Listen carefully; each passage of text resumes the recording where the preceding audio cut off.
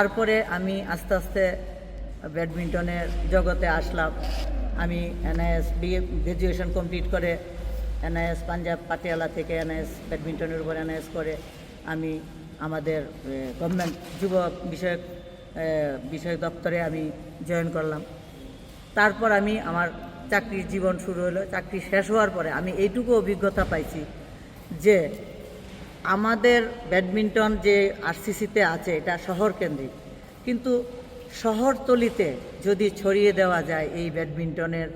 ছেলে মেয়েদেরকে, তাহলে হয়তো আমাদের আরও ত্রিপুরাতে আরও ব্যাডমিন্টনের খেলাধুলার মান আরও উন্নত হবে।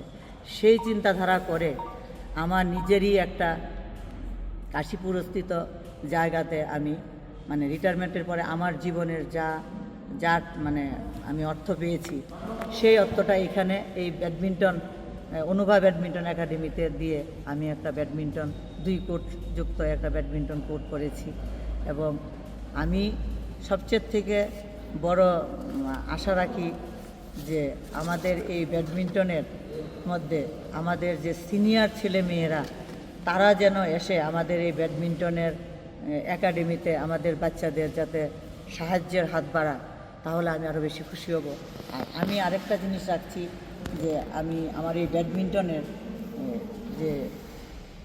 সামার ভ্যাকেশান বা কোনো ভ্যাকেশান বা 3-4 মাস অন্তর অন্তর বাইরের থেকে যদি আমি 15-20 দিনের জন্য কোনো বাইরের কোচকে এনে এখানে ক্যাম্প করাতে পারি, আমি মনে করি আমাদের এখানের বাচ্চারা আরও বেশি ভালো রেজাল্ট করবে ব্যাডমিন্টনেতে। তো এই আশা রেখে আমি আমার সবার আর তাছাড়া আমি আমার নিজের জীবনের মধ্যে এই যে 7 বছরে হাঁটার পর না পারার পর আমি যে অপারেশনের পরে হাঁটা শিখে যে আমি খেলার জগতে আসলাম, সেই খেলার জগতের মধ্যে আমি টানা 12 বছর স্টেট চ্যাম্পিয়ন ছিলাম এবং জুনিয়র ন্যাশনালে কোয়ার্টার ফাইনালিস্ট ছিলাম, all India university semifinalist, north ইস্টের গোল্ড মেডেলিস্ট। আর তার মধ্যে আমি আশা রাখবো যে আমার এই